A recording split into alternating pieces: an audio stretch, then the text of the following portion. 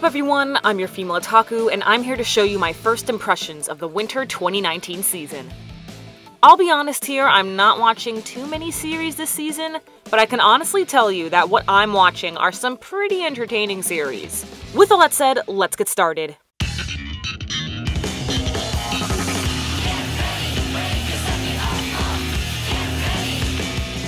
Mob's ready, I'm ready, Reagan's somewhat ready, so let's talk about Mob Psycho 100 Season 2. I'm gonna make a bold statement and say that Mob is one of the best protagonists in anime in general. We've been seeing a genuine growth with his character. This innocent child has seen the cruel things people can do, and understands it's important to fight back. The question is, when? It pains my heart to see Mob struggle over this, because he just cannot grasp the fact that he should take charge of his own life. Hopefully he'll figure out the answer soon, because I'm sensing a lot of dark and disturbing vibes. What if I told you that we have 2 anime about mind games this season, but they're absolutely nothing alike?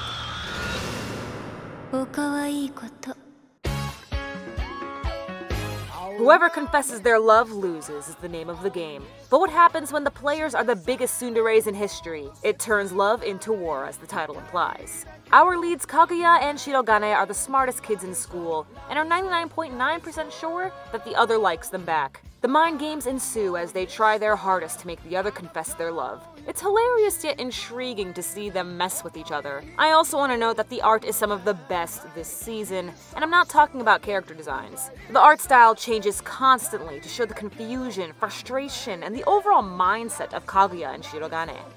Definitely my comedy of the season, as well as best art and animation.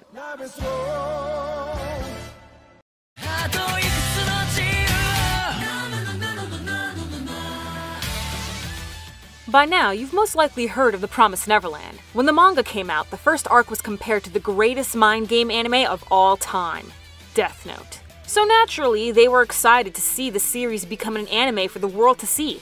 I was also looking forward to it, but I decided to keep my expectations low, because if I compared it too much to the manga, then I wouldn't be able to enjoy the anime for what it was. Okay, so... Hey guys, it's Future Sloan, here to save the day from spoiling the Promised Neverland. Though I wasn't gonna give away any major plot points, I do believe that this series is best watched through a blind lens. If that makes any sense. What I'm trying to say is, if you don't know anything about the series, then that's a great thing. Enjoy the mind games and surprises. Jesus Christ, that man can sure hit the highs! Dororo is without a doubt the hidden gem of this season. In honor of the original anime from 1969, Dororo has been brought back to life once more, but with the darker scenes that the original wasn't able to show. I love dark fantasy, violence, and the lot. But believe it or not, I actually winced a few times throughout these episodes, and I got some chills. Because of this, I now have to watch Dororo with a friend, and that's a first for me. So if you're squeamish or sensitive to blood and gore, then I would avoid Dororo. As for everyone else, enjoy this interesting tale about a cursed boy trying to get his body back. No, I'm not talking about Full Metal! Huh, I guess Sister Crone isn't the only one pulling rape faces this season, eh?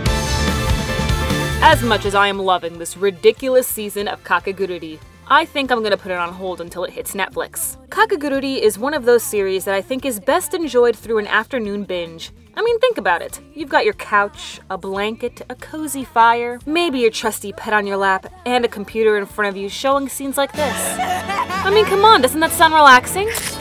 Alright, I know this is gonna sound crazy, but Lord El-Melloi Case Files' first episode blew everything out of the water for me. And I got so depressed thinking about how I have to wait for the series to continue in July. Let me try to explain my reasoning before everyone yells at me as to why The Promised Neverland or some other anime isn't my favorite. Unlike other Fate series, and yes, this is a Fate series, Case Files doesn't focus on heroic spirits or a Holy Grail war. Instead, we focus on mages who specialize in different elements. This makes it easy for any person who is unfamiliar with the Fate franchise to get into. But what I love most about this anime is that it's a mystery. Think of it as your classic Sherlock Holmes, but with a little magic.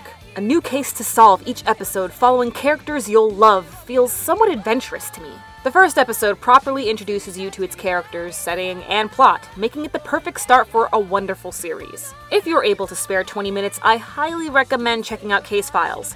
because it is certainly worth it. Moving on to continuing series, we've got JoJo's Golden Wind making me care about each character even more after every episode. Believe it or not, Karakuri Circus is even more underrated than Dororo, but that ain't stopping me from watching this heartstring-pulling series. But a continuing series I want to get into detail about is Run with the Wind. For those of you who don't know, Run with the Wind is a drama sports anime about a college track team. Most of the teammates have no experience in running, but over time they start to find a reason as to why they should run, as well as cheer on their friends. I know I probably made that sound like the cheesiest thing ever, but trust me when I say that it's anything but.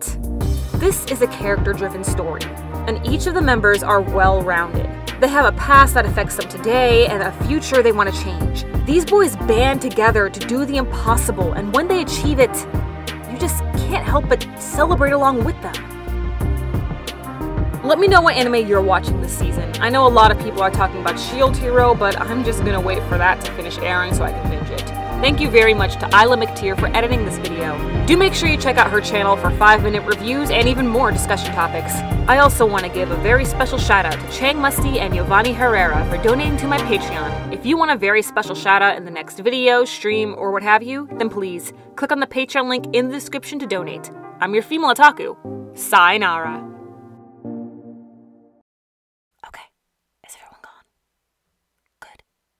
I'm going to do something that I have never done before. Show you a live action series.